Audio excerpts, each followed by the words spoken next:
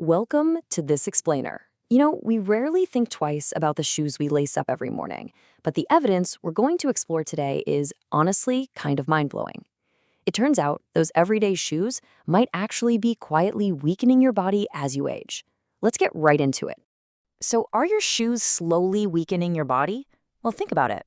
Our feet definitely weren't designed to be locked inside these tiny, over-engineered mattresses all day long, right?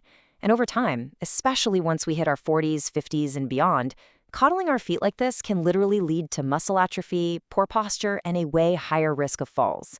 But here's the good news. We're going to see how just a few minutes of walking barefoot can actually start to reverse all of that. Okay, here is our roadmap for today. We'll be looking at the modern footwear problem, rebuilding your foundation, the biomechanical ripple effect, grounding mind and body, risks to keep in mind, and how to start your barefoot journey. We are basically taking a fascinating anatomical road trip straight up your body, from your toes all the way up to your brain. Let's kick things off with Section 1, the modern footwear problem. Let's see why your favorite shoes might be the hidden culprit behind those everyday aches and balance issues. You've probably heard the terms grounding or earthing floating around recently. It just means letting your bare feet make direct physical contact with natural surfaces. Think grass, soil, or sand. Now, for practically all of human history, we moved around exactly like this. Our feet evolved to bend, flex, and really feel the ground beneath us. But modern, heavily cushioned shoes, they completely hijack that dynamic. They drastically numb our feet and take away the work they're naturally meant to do. And honestly, that is exactly where our modern problems begin. Moving right along to Section 2, rebuilding your foundation. Let's focus on the actual physical structure of your foot. Now, this number is absolutely wild to me. 100. Your feet are essentially a biomechanical masterpiece, containing over 100 muscles, tendons, and ligaments, all working in perfect harmony to support your entire body. But when we wear super supportive shoes, those shoes end up doing all the heavy lifting. And you know how the saying goes, if you don't use it, you lose it. Because they're basically on permanent vacation, those 100 intricate stabilizing structures literally start to weaken over time. This contrast really hits the nail on the head. In modern shoes, your heel is elevated, your weight shifts forward, and the nerves in your feet are just numb. It's totally passive. But take those shoes off on natural ground, and it's a whole different ballgame. Your toes are physically forced to spread out and grip the earth. All those tiny stabilizing muscles suddenly wake up to handle the uneven ground. Over time, this drastically improves your balance, which, let's be real, becomes an absolute priority for staying safe and avoiding falls as we age. All right, Section 3, the biomechanical ripple effect. Let's track how this travels upward. The really crucial takeaway here is that foot problems don't just stay in your feet. If your foundation is even slightly off, those negative effects shoot straight up. You see, most modern shoes have a slightly elevated heel. Now, it might not feel like much, but it actually shifts your entire body weight forward. That totally changes how you walk and how your joints absorb impact, pushing all that stress right up the kinetic chain, into your knees, hips, and lower back. Barefoot walking, though, gets you back to a natural flat foot strike. It distributes your weight properly and can seriously reduce the wear and tear on those major joints. Section 4, grounding mind and body. Let's look at the nervous system benefits. So your feet are absolutely packed with sensory receptors. We're talking thousands of nerve endings constantly firing data straight up to your brain.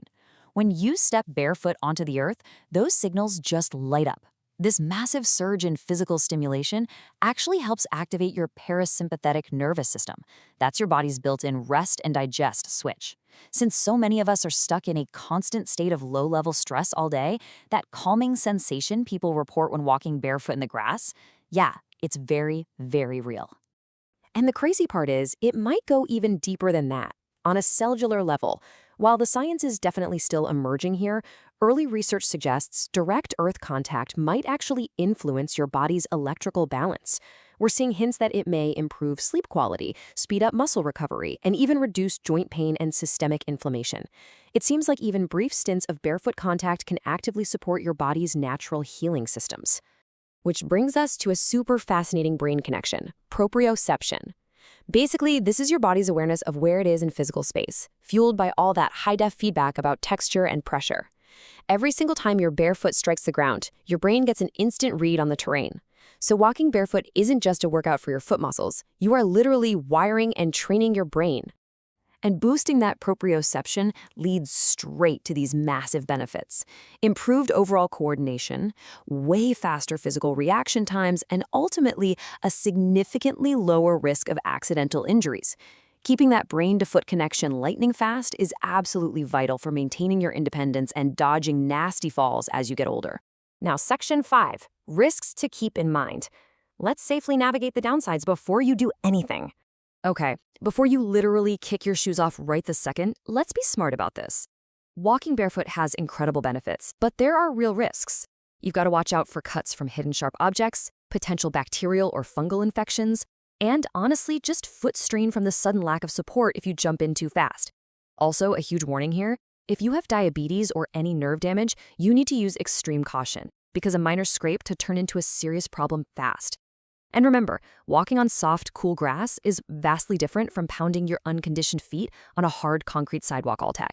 All right, our final section, Section 6, starting your barefoot journey safely. If you're ready to try this out, here is how you safely ease into it. Start super simple, just 5 to 10 minutes at a time. That's it. Choose a forgiving surface like your lawn or some soft sand. And the absolute key here is consistency. Give your feet a little bit of exposure every single day to let them adapt. This isn't some hardcore endurance challenge where you push through the pain. No, it's a slow, gentle reintegration. Because at the end of the day, barefoot walking isn't some magic pill that's going to cure everything overnight. But it is a powerful, foundational habit. It's about allowing your body to reconnect with something natural that modern life has just slowly stripped away. It restores your foot function, builds rock-solid balance, and helps dial down that stressed-out nervous system. It's funny, the smallest, simplest changes are so often the ones our bodies respond to the most. So I'm going to leave you with this final challenge. Are you ready to commit to just 5 minutes barefoot today? Go ahead, take off your shoes, step out onto the grass, and just see exactly how your brain and body react to finally feeling the ground again.